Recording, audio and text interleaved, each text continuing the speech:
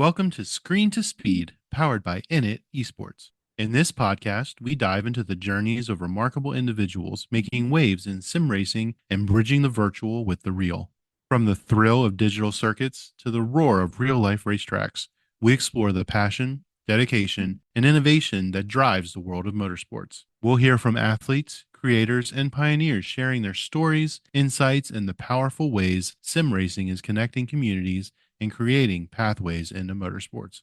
So buckle up. Screen to Speed starts now.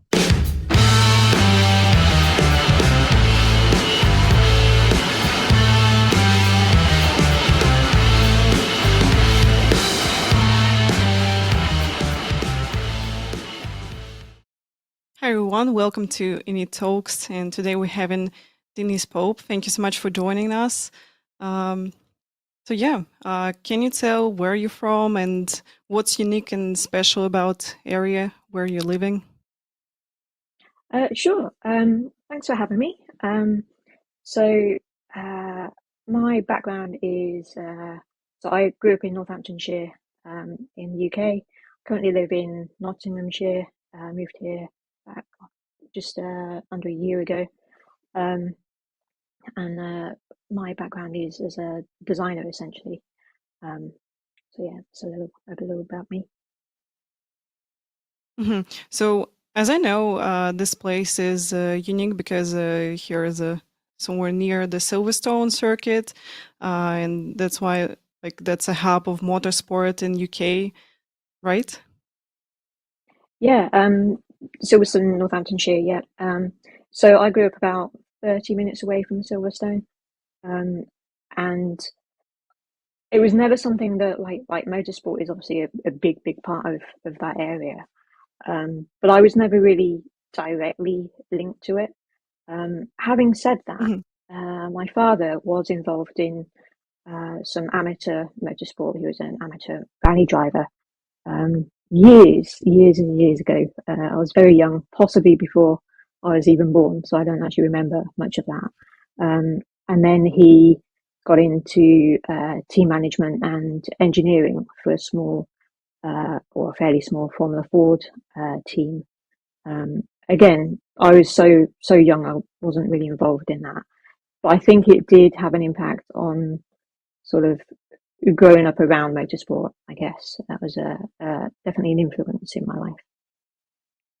hmm Also for me, so I get into racing because my dad, he just put me into karting when I was 9, and all things started from this. Nice. So yeah, that's great. You know, you got a family who's already like in motorsport, and you now working here and also doing some sim racing, as I know. Uh, what was your first racing game? Do you remember? Oh wow. Okay, everyone watching this won't know about this game because it was on a computer hmm called the BBC Micro, which was late 70s, early 80s, I think, and it was called Stock Car. hmm Um, and it was like a 2D overhead game with like pixel graphics, like the cars were about 4 pixels big, and every track was on one single screen, so you just watch the cars go around. Um, but that was I think the first racing game I probably played. hmm Um, and then moving on from that, there's a game called Revs, which some people might remember. Again, really old. I think probably the first sort of sim racing game in that it put you in the cockpit um, of the car, like a first person.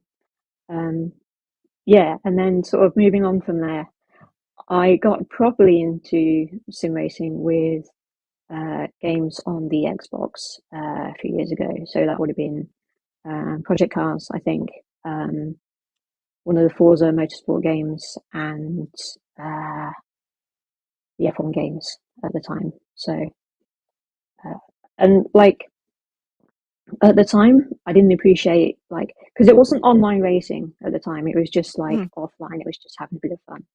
Um, and I never really sort of thought like I was a bit scared to go online and race other people. So I knew that was out there, but I didn't really pursue it at the time. hmm So as I remember, my first game, it was MotoGP 2005. So yeah, much younger. I didn't catch this games, unfortunately.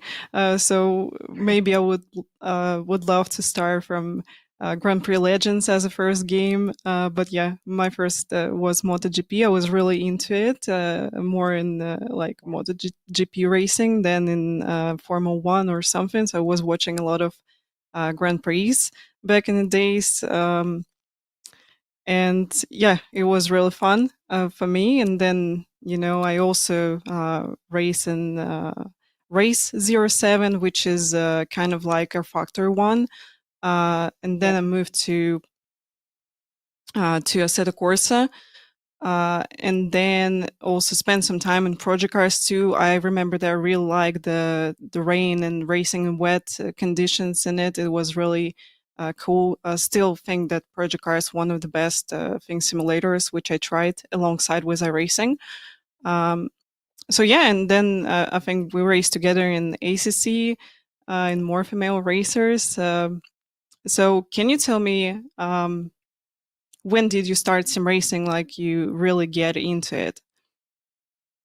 When did I start? I think I got really into it. It was around 2020, 21. I think it was. Um, I think, like a lot of people, it was around the time of COVID being a thing. And uh, I wasn't commuting for work at the time because of COVID. So I had a lot more time. I built my sim rig. I got a proper wheel. And I built a PC as well at the same time. And the PC just opens up so many different opportunities to try different games and different sims. Um, so and that would have been I remember like Project Cars 2 on the Xbox. I think I played that with the wheel at the time. And I remember from that, the sound effects on Project Cars 2 were really, really good. And that's what kind of drew me into it a bit more, is like just the realism that you felt um, in that game, especially whether it was like a good representation or not. That's a different question, but it felt really, really good. Um, and I was also watching a lot of Jimmy Broadbent at the time. I can't remember exactly why I started watching his streams, but I did, and I saw him play iRacing especially, and that really appealed. Just because it was like the racing was always good, the cars were always interesting. Um, so yeah, I think like that was when I started to get into it, and then I got ACC, um, and I started to look at online racing, because I was doing some events on SimGrid, um, some like casual races, and I came across a lady called Thea Masanti, who set up more female races with SimGrid. And at the time, I was a bit scared to race other people just because it was a new environment. And that series felt like it was a group of people new to sim racing. So I didn't feel like quite as scared to get involved with it. Um, so yeah, and I did the first season. Um, I had a great teammate in Sarah Dove who taught me a lot. She's very fast. She still races now. Um, and yeah, it just kind of went from there. I think I just really enjoyed it. Always looked out for the further future seasons of MFR. And I also made friends during that season, and got involved with sort of other sim racing teams and other sim racing people. Um, Started doing some endurance racing. That was really cool.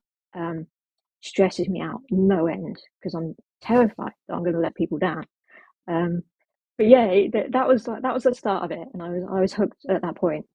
Um, and I could tell at that point that I was never going to be like properly fast. I was never going to be like an esports driver.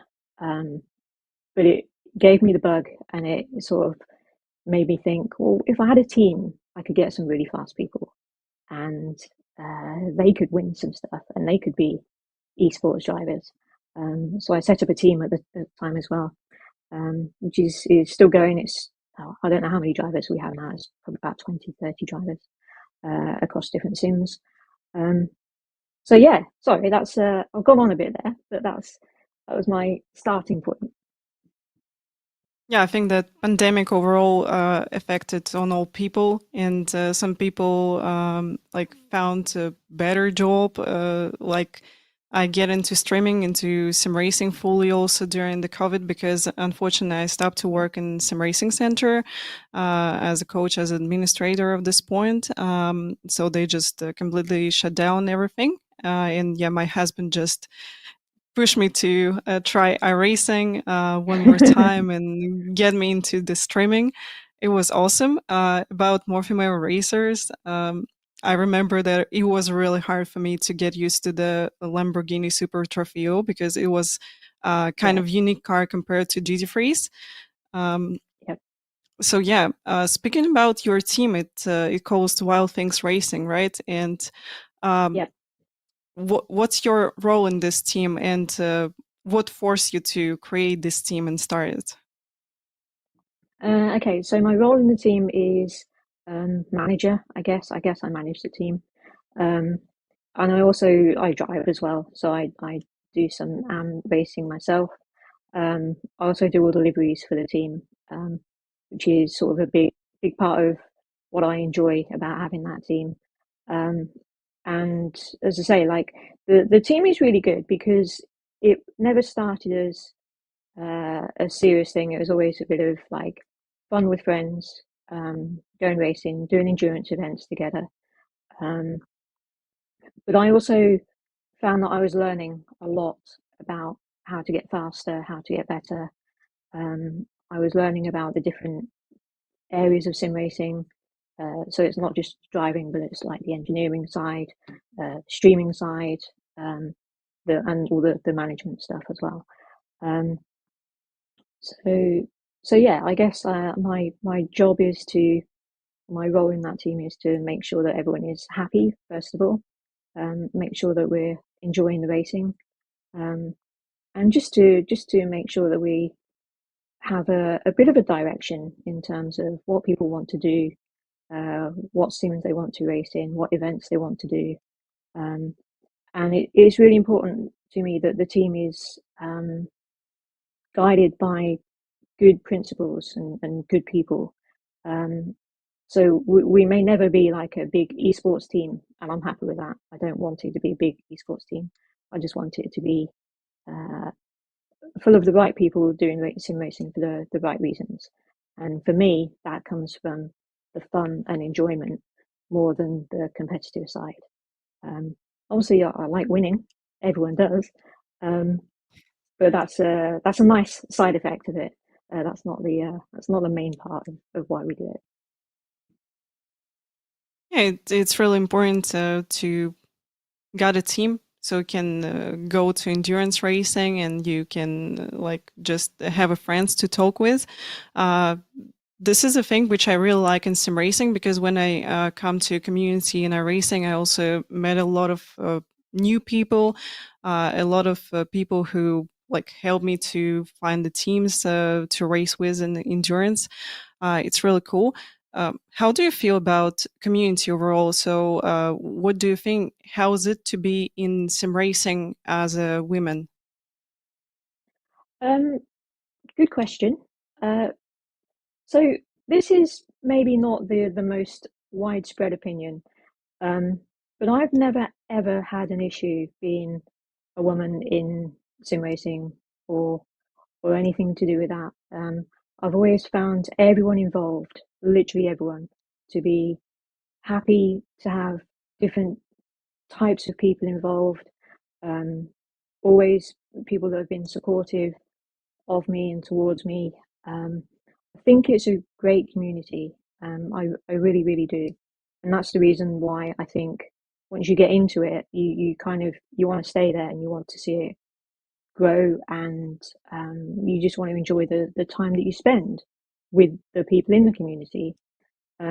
So I've always found it really, really positive, really helpful. Um, And I think the thing with more female racers that was, it was a good thing because it showed people that were maybe new to sim racing or a little bit sort of afraid to get involved, that it was a perfectly normal thing to do. And they could see that people that they could relate to were getting involved and doing these events and having a good time and racing. And that was always still like a really nice part of MFR. It was a case of like you did feel like part of a community. So yeah, I think the community's ace. I really do. And it has grown over the years, and there's so many different aspects and different parts of it now that you you never feel like out of place. You always feel like you're where you should be. You always feel comfortable in it. So yeah, I think the sim racing community in general is amazing. Always has been, and hopefully always will continue to be. Yeah, absolutely agree with this. So people trying to help you with advices, like they trying to share setups with you or something. Um, and also, I notice when I come to the Twitch with streaming, so the community which we got on Twitch for sim racing, it's also really friendly and not toxic at all. And that's a great thing, really. So, not sure about Sette Corsa Competizione because I'm more in iRacing and I'm aware of iRacing community. Um, Yeah. and speaking of racing overall, that's really cool that we got different leagues, different level of people who are racing in them. So you always kind of can find people around you to race with, and you always can grow as a sim racer, as a racing driver. Like going step by step, so you not really jumping into the top split and racing with really fast people. So you always got people around you who at the same level, and that's great. Yeah. Yeah. So do you do for a living?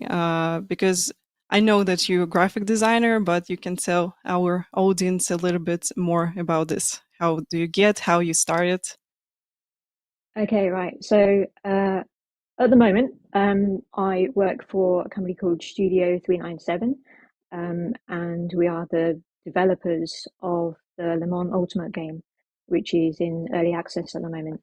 And we just dropped a big update on Tuesday.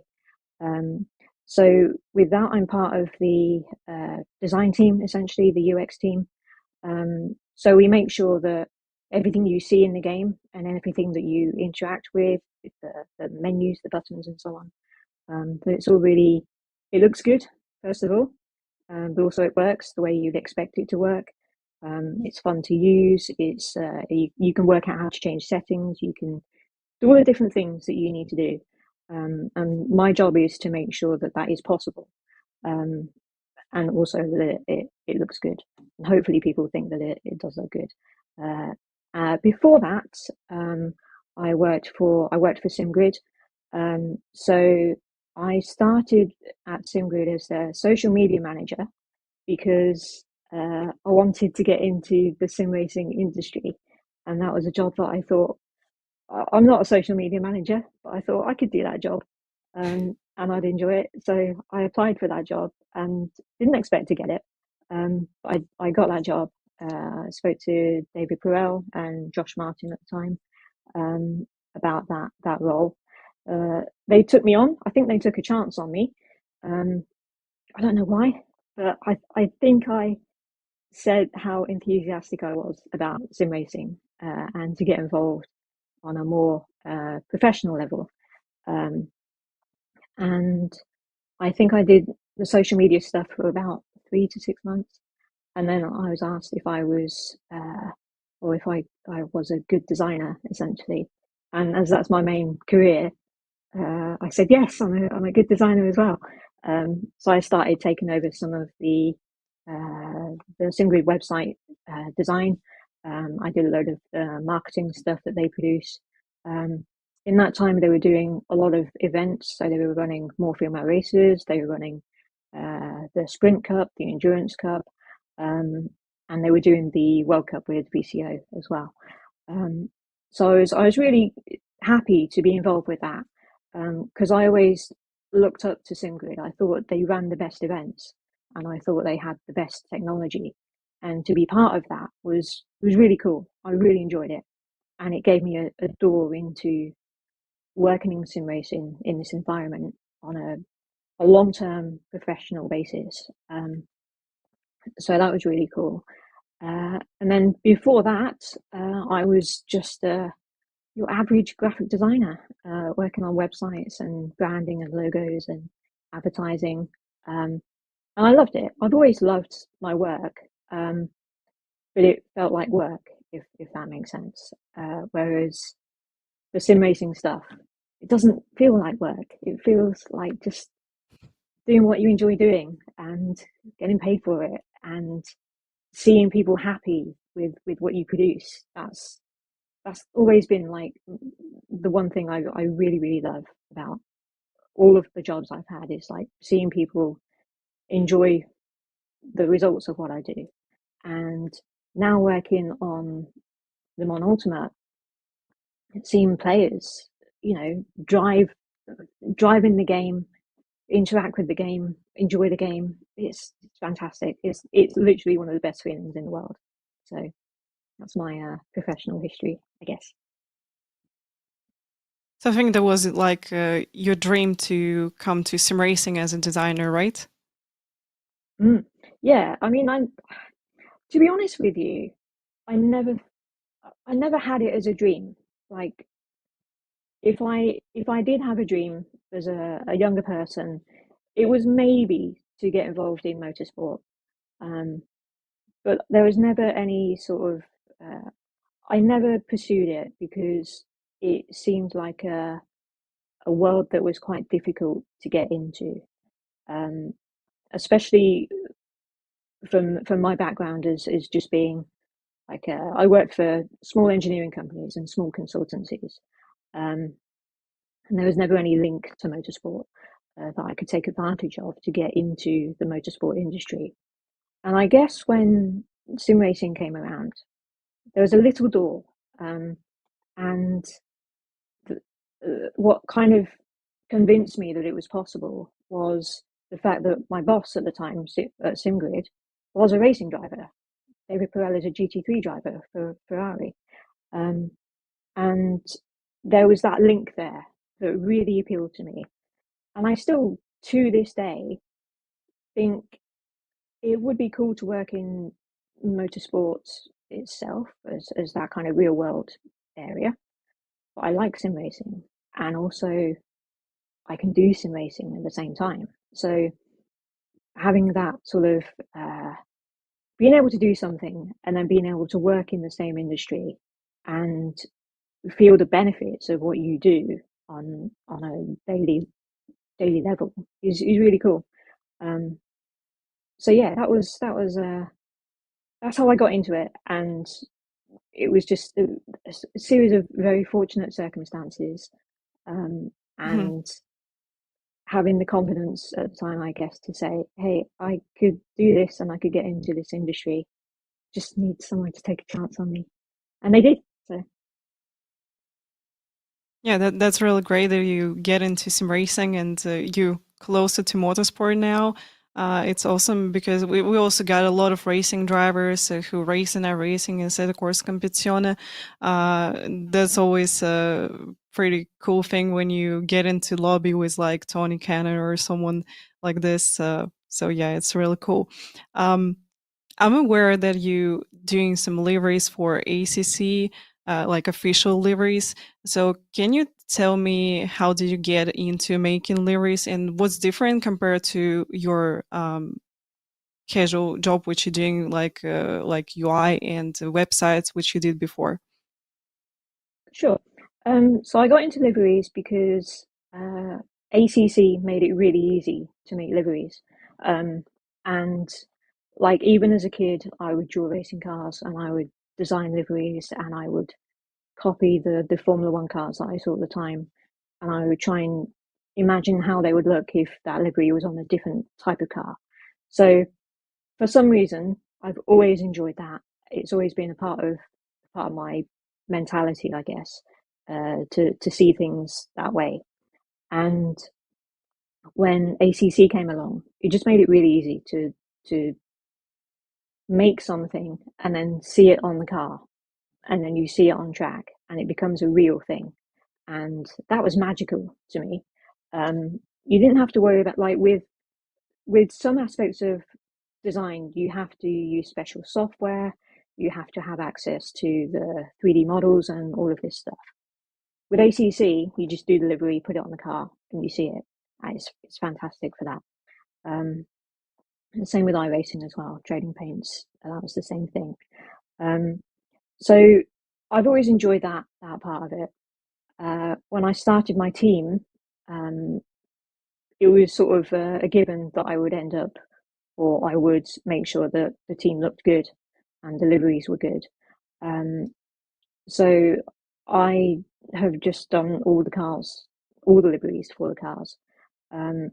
I also did some recreations of like famous liveries on cars in ACC. So I did the West McLaren F1 livery on the McLaren in ACC, and I did a few Subaru 555 liveries, and they ended up like I was posting about those on social media, and I think someone at Kunos saw those and got in touch and was just like, "Do you want to do something for us?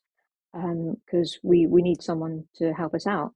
Kunos is quite a small team, and they go through, or they went through periods where they would need to do a whole batch of liveries, say 100 liveries, in 2 months.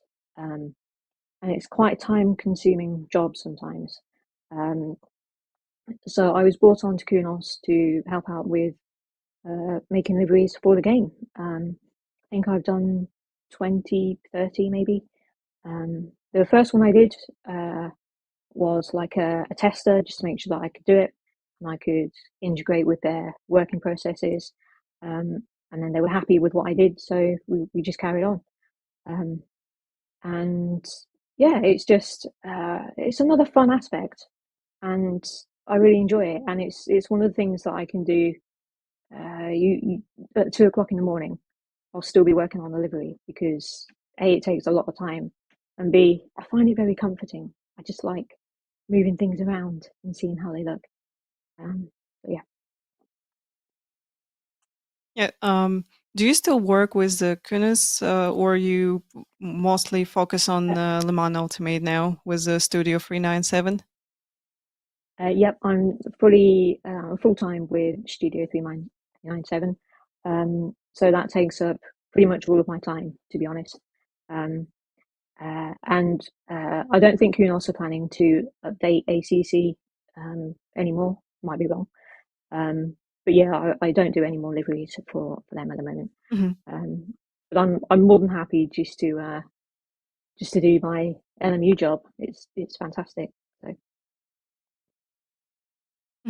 So yeah, that's great. You know, I made some liveries for my own cars and iRacing also. I remember that I, really enjoyed it. I just stuck with this for like till the 2 a.m. or something like this. So it was really exciting to see Yeah. it finally on the car, on the track. Yeah, so I understand you in this. What can you tell about Studio 397? How is it to work with them? Because I know that Air Factor 2, that's one of the biggest simulator after iRacing and ACC. And how is it to you to be a part of such a great team? It is a great team, and it's again, I got the job purely by luck. I think I was offered the job back in, I think it was, well, I did some work for the company towards the end of last year, where they needed some extra design capacity, and I got involved. I did like 2 days a week, I think, and then that led up to in March being offered the job full time. and it's really cool. It's I'm part of the design team, and Studio 397 itself is a much larger team. It's got specialists in all the different departments. But there's a lot of open communication there. There's a lot of sort of willingness to do the right things and to make the game as good as it can possibly be. You're always welcome to put forward ideas that you think would make the game better, or you could do things in a different way and it would improve things. So as much as MSG, Motorsport Games, and Studio 397 have had a bit of recent history, the CEO now, Stephen Hood, is doing all the right things. He came back and he's slowly but surely fixing all of the things that went wrong. And it is, I don't know what the environment was like before, but now it's fantastic. I love it. And yeah, it's just great to see this thing develop and get better and be shaped into something that people really enjoy racing with. So yeah, it's great. I really hope that in the future Le Mans Ultimate will get better and better, because when I tried it on, when it came out, it was not a really good experience for me. But yeah, I think that if I will have some kind of special events or something, so I'll be ready to jump in, because I did virtual Le Mans and I really like Factor 2 after racing. It was quite easy to get used to it. Compared to ACC, I'm not really professional here, unfortunately. Yeah, I mean, I've played. I kind of play all the games, and I still play all the games.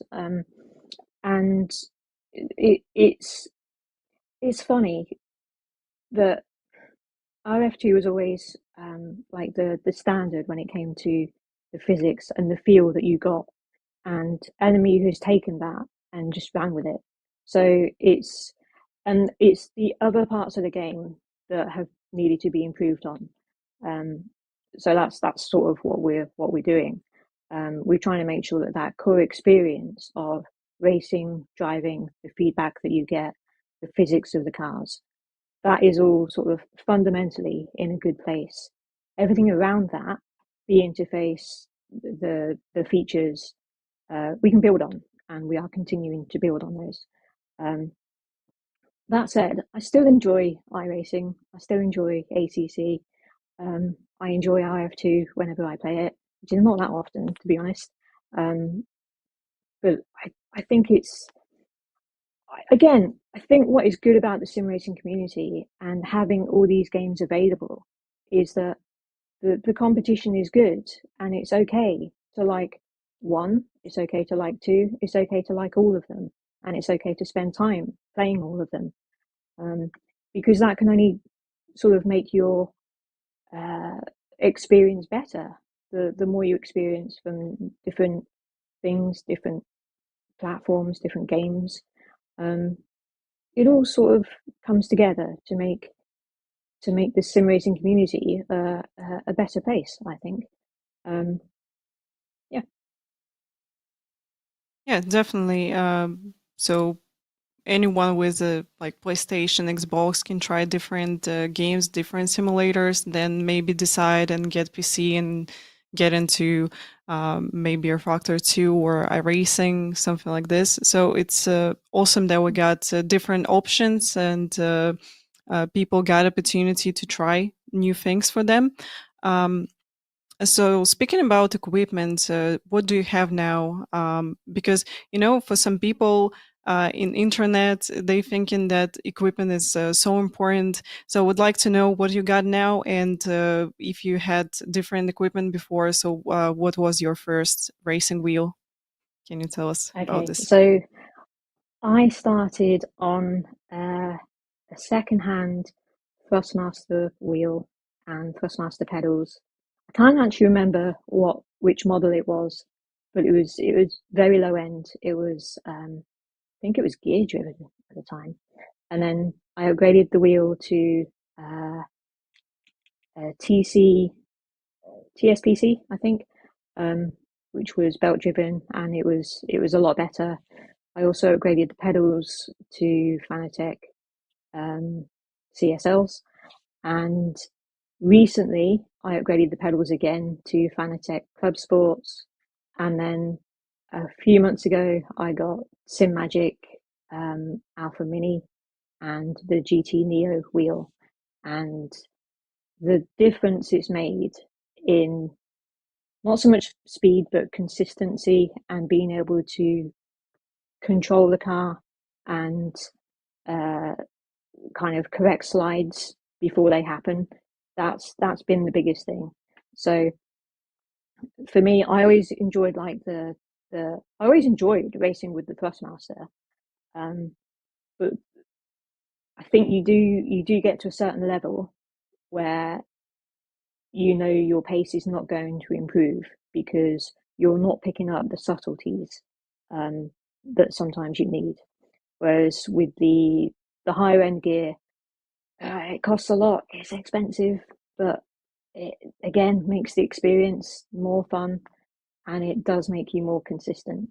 And I know there's been times in races recently where without the SimMagic wheel, I would have died so many times. Whereas now it's a case of like you can feel the small slide and you can correct it before it becomes a big slide and you end up spinning off. So and that is on that equipment is on a custom built sim rig, which is it was my project this year because I had like a secondhand, quite a tatty secondhand rig. It was an 80/40 rig, so it was really rock solid, but it was massive. It was so big, and when I moved, it had to go into the living room. So it's been my project this year to rebuild it completely. Got all new parts for it. It's all black. It looks so cool, and it's a lot smaller, so it fits into my living room a lot nicer. So I'm well happy with that. It's it's great. I love it. Yeah, I remember that I started with G27 and G27 pedals also. And when we were with community get T300 and TLCM pedals, that was huge improvement for me. So I was like, oh my God, I can finally feel the surface, tires, and how cars slide also. Now I'm with a direct drive T818 and absolutely love it because as you tell, yeah, sometimes you can catch this little slides. You can feel it a bit earlier, so it's great. What's in your opinion the biggest upgrade which give you confidence? Is it wheel or pedals, or maybe like triple screen if you start from single? I would say the biggest improvement is the pedals linked to a really stable rig. When I was first starting, I had a play seat, and every time I stamped on the brake pedal, the pedal plate would move. So you're not getting consistent braking. And I don't know if it's the same for everyone, but the way I drive is like I know that if I hit my brake markers, I know I'm going to like slow the car down enough to make the corner. And when things are moving, you don't have that confidence.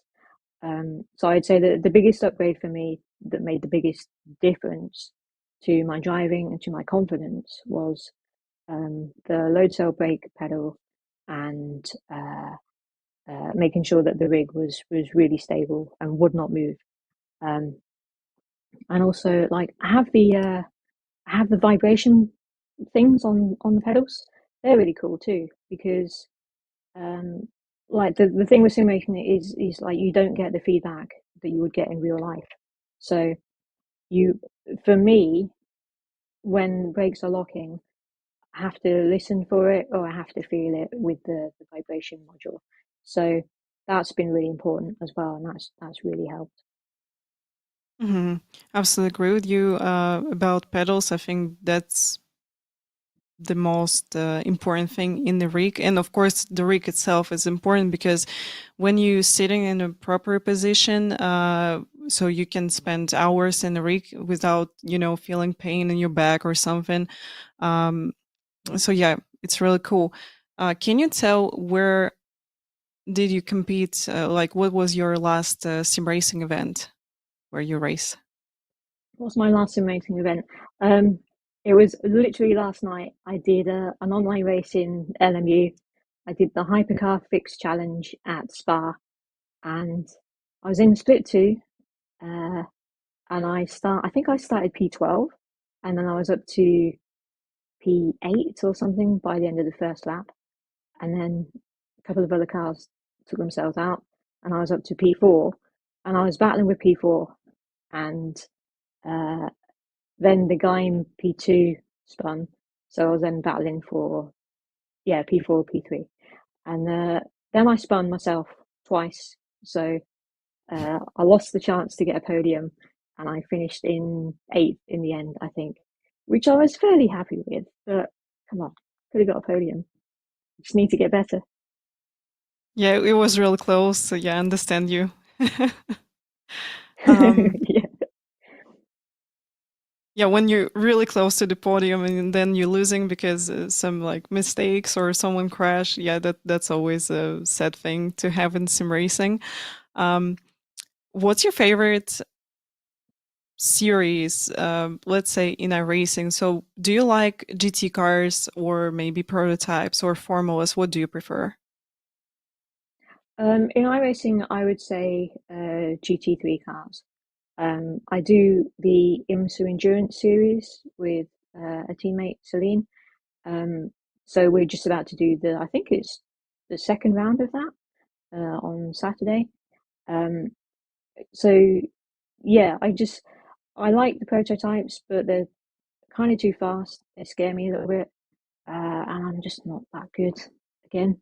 Um, and I love the Formula cars. Like I really, really do like driving them, but I don't like racing them. Like I'll happily go into a practice session on my own and just drive an open wheeler like the 1600 or the Super Formula, um, the lights, and I'll happily do that and lap those. But I would not race them because they're too crashy, and I'm too crashy, and my safety rating would just plummet. So, but yeah, I would say GT3, and also because it's very easy to compare those cars with each of the different games. So it means that you've got an understanding from one game to another of how it should feel and where you should be braking and where you should be turning and so on. So you can apply that to it just helps with muscle memory to try and stay in the same class of car, I think. Yeah, that's always a good thing. So when people come to my stream, also ask me, uh, like, where should I start? I just tell them, so whatever car, but you have to, for at least one season, stick with the one car because it's going to give you Mm. consistency. You'll be aware of what to do with this car. So yeah, I think it's really important. What can you compare GT3s in ACC and iRacing? So what can you tell us about them? What's the difference, and which one you prefer more? Okay, that is a very good question. They both stress me out on so many different levels. Um, so in ACC, I would say the GT3 cars feel a lot heavier. They feel like there's proper weight to them. Um, it feels like an effort to drive a GT3 or any car in ACC, and that's not necessarily a bad thing, but it's kind of exhausting. It's physically a lot more difficult in ACC. Whereas iRacing, I guess it feels a bit lighter. It feels a bit more floaty. I don't. For me personally, the feedback isn't as good in iRacing as it is in ACC, and I find that I have issues knowing where or what the back of the car is doing. Whereas in ACC, it's very difficult to spin a car. In iRacing, it's very easy to spin a car, and for me, that's the difference. Um, Having said that, I prefer iRacing's selection of circuits. It's got a very big selection of circuits. I think their online model is really good. It's great to race other people, and in their ranked events. And I like it when like you do a series of races, and then you'll see the same name pop up, and you'll be like, oh, I remember racing that person. And you know, you might have a bit of chat on iRacing. So I like that side of things. And I think iRacing does that really well. It's also very expensive. I don't like that side of things. But yeah. Yeah, but I think it's absolutely worth it. But at least Yeah. it's good that people can try ACC, so it's not so expensive, and then maybe decide and get into racing after some time. So yeah, I noticed the same thing as you, that car in ACC like a bit heavier, and also you have to push brakes a lot harder compared to racing. This is the thing which I don't really like in ACC. So yeah, it just more fun for me as well to race GT3s in iRacing. Speaking about tracks, can you name like top 3, top 5 of your favorite tracks? Doesn't matter what sim. So what tracks do you prefer? Do you prefer like maybe narrow tracks or fast and wide? Okay, so my 3 favorite tracks, I think, I'm going to say Kyalami, Imola, and Alton Park. I'm going to say Alton Park more for just fun driving. Like when I get a new car in iRacing, it's the first track I test it with. The curbs are good, the bumps are good. It's nice to see how a car behaves at Alton Park. Kyalami is only in ACC at the moment, I think, but it's just got a really nice flow to it. And I've done some really cool endurance racing at Kyalami. It's a very difficult track. Like I'm not good at it at all, but it's got a really nice flow to it. And then Imola, you could just drive that all day. It's just fun. Um, and it's in race room, which is really good. So I've just got into VR, and race room's VR is really really good. So like taking a 90s F1 car around Imola in VR Mhm. is one of the best experiences in sim racing. It's so good. So yeah, Imola, just because it's a fun track. It flows. It's different types of corners. It goes up and down, and it's a nice track. It's got loads of history as well. Like the old versions of Imola are also really really good. I think there's a couple of historic versions of Imola on R Factor 2, and they're fun just to drive around and do some racing on. So that would be my track of choice, I think. I see that you really like difficult tracks, because I find Koolami and Imola, and I think Olsen Park as well, kind of hard tracks to drive. Because at first time when you look at Imola, you think like, oh, it's quite easy to do, but when you get into this track, it's more complicated than you thought. First time you get into this. Um, what do you prefer, racing in wet or racing in dry conditions? And did you try rain and racing in ACC as well? Yeah. Oh God. Okay, so in ACC, I actually think the rain doesn't make that much difference. Um, I don't like the visibility aspect of racing in rain. Like, I don't really like racing at night because I can't see as much, and I don't like racing in the rain as much because I can't see as much. Mhm. Um, the raining iRacing is pretty good. Um, I actually got my first and only so far um, official win in iRacing in the wet, um, which is amazing because I had no right to win. But the race started, it was wet, and I think I started third or fourth or something. And I got into the lead, and I was just driving away from everyone behind, and I couldn't work it out. Um, but that was a wet race. It was really early in iRacing's wet race feature. So I think I just maybe got used to it a bit quicker than the other people in that race. But no, I honestly I don't like it. I don't like racing in the wet. I like it to be dry, sunny. You can see everything, and it's all pretty. That's what I like.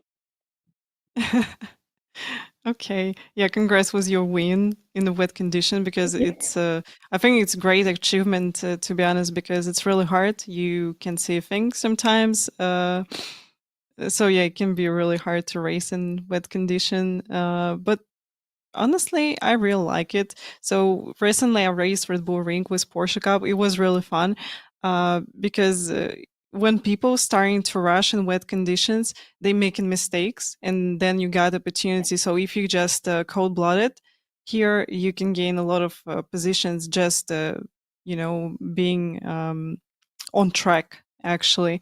Yeah, So yeah, yeah, this is what I like about wet absolutely. racing. Yeah. So you're like a You've machine. You been just follow people until they make a mistake. Yeah, that's true. Yeah. It's This is what I'm a doing. good Actually, strategy. yeah, sometimes you just can't let go of people because you see they rushing, they nervous, and then in like 2 or 3 corners they're getting into crash. You're like, yes, I predict that. Yeah. Yeah, completely. I'm doing the Porsche esports series at the moment on Tuesday nights in iRacing, and we've done 2 rounds so far, and there's 2 races each round. And in both rounds, there's been races where I've been following someone and sort of catching, but not catching that quickly, but still catching. And you can see them make little mistakes, and you try not to make the same mistakes. And then you get closer and closer and closer, and you can see them starting to get nervous and a bit scared. And at least one of them, I think the person ahead made a mistake, and I was able to get through.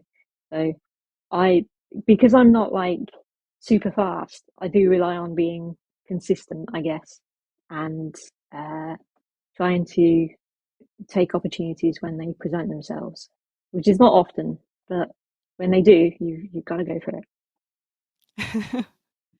um, how do you deal with stress when you're racing? So I'm pretty sure that you get nervous, especially on the starts. How do you deal with it?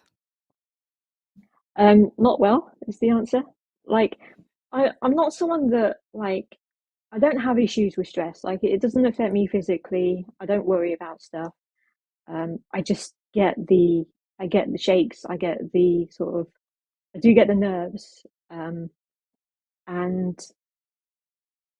but they don't go away. Like, they stay with me for the entire race. Um, and I find racing, especially online with other people, really stressful. Like, really, really stressful. Um, but the good thing is, like, it's only stressful during the race. It's only stressful when I'm driving. As soon as it's finished, I'm fine, and it doesn't seem to affect me at all. So I get stressed racing in every game, every platform, every situation. I'm just a stress bunny. Um, but when it's done, it's done. So that's the main thing. And what I do is I look at the countdown timer for the race, like, all the time.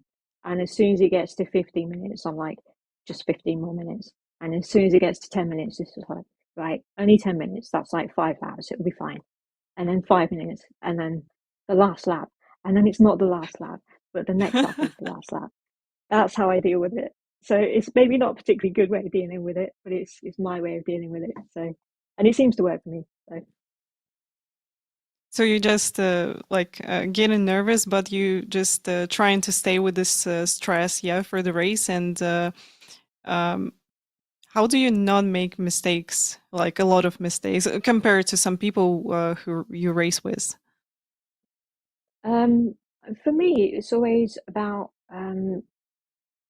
it's making sure that I've done enough practice to know where my brake markers are. If I know where to brake, I'm okay. I don't I don't make that many huge mistakes. I make like little micro mistakes a lot, but if I know where to brake, I will always brake at that point. And if I'm trying to overtake someone, I know that I have to brake earlier. And then if I need to, I can roll off the brake a little bit to get slightly ahead at the corner and then do the overtake.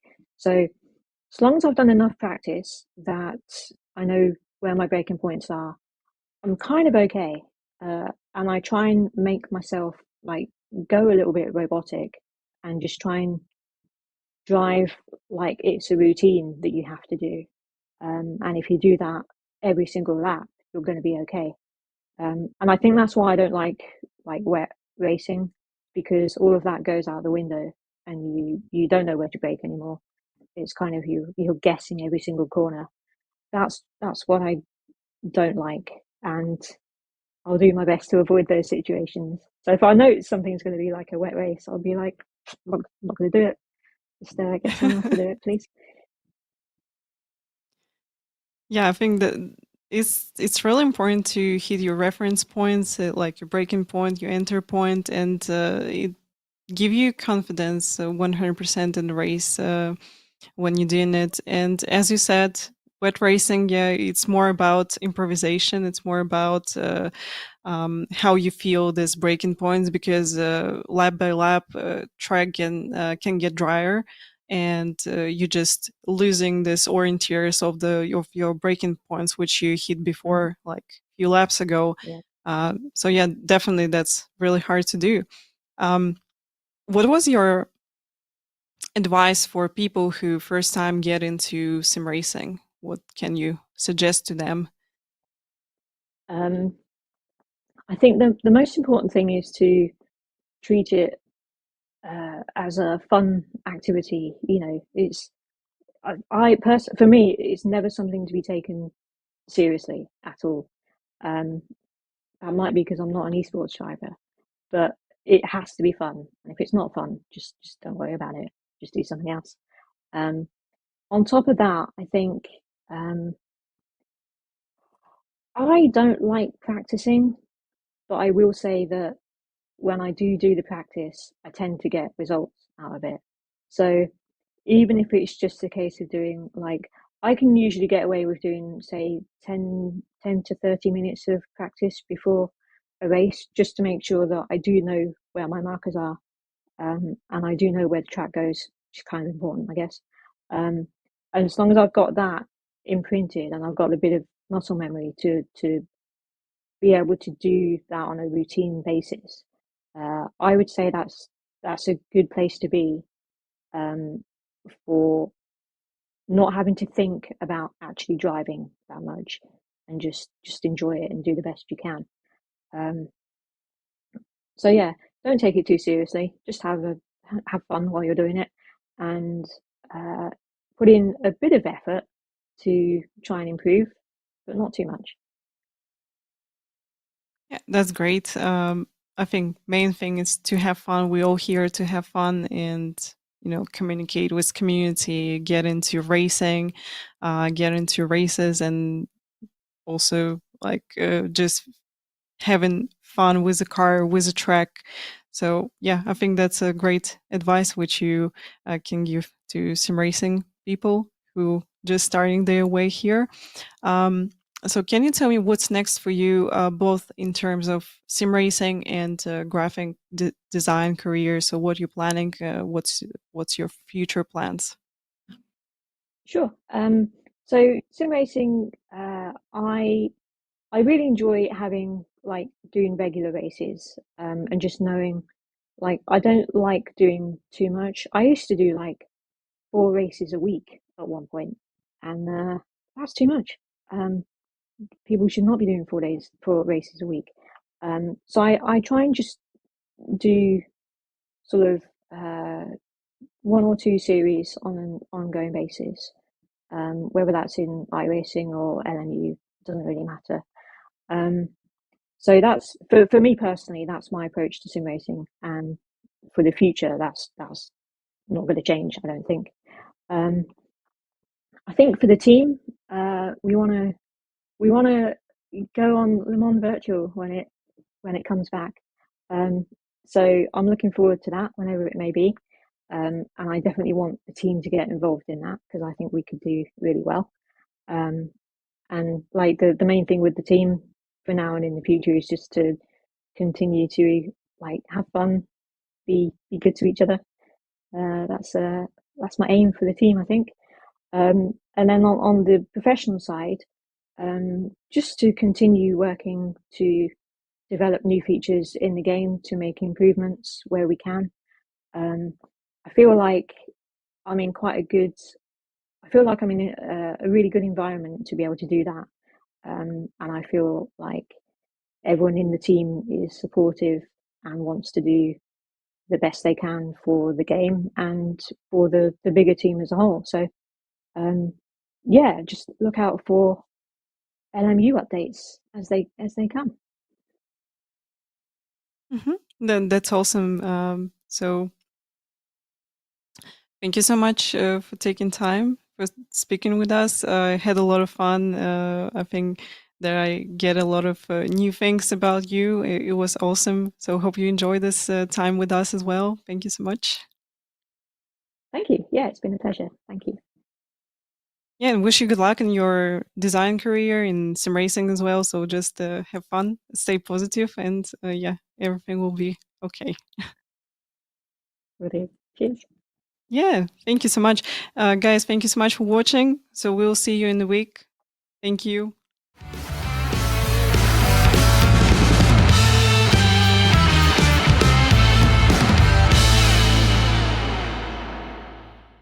INIT Esports focuses on sim racing events and digital tournaments. They bring esports content to fans and sponsorship opportunities to brands while maximizing audience reach across multiple sports, industries, and platforms.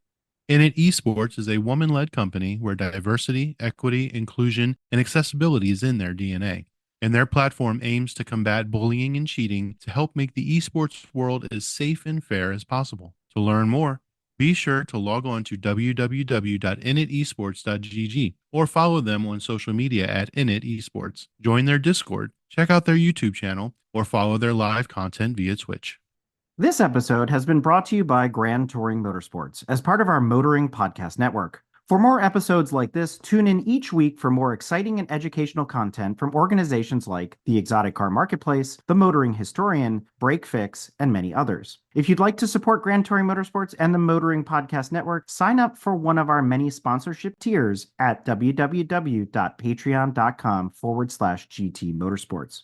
Please note that the content, opinions, and materials presented and expressed in this episode are those of its creator, and this episode has been published with their consent. If you have any inquiries about this program, please contact the creators of this episode via email or social media as mentioned in the episode.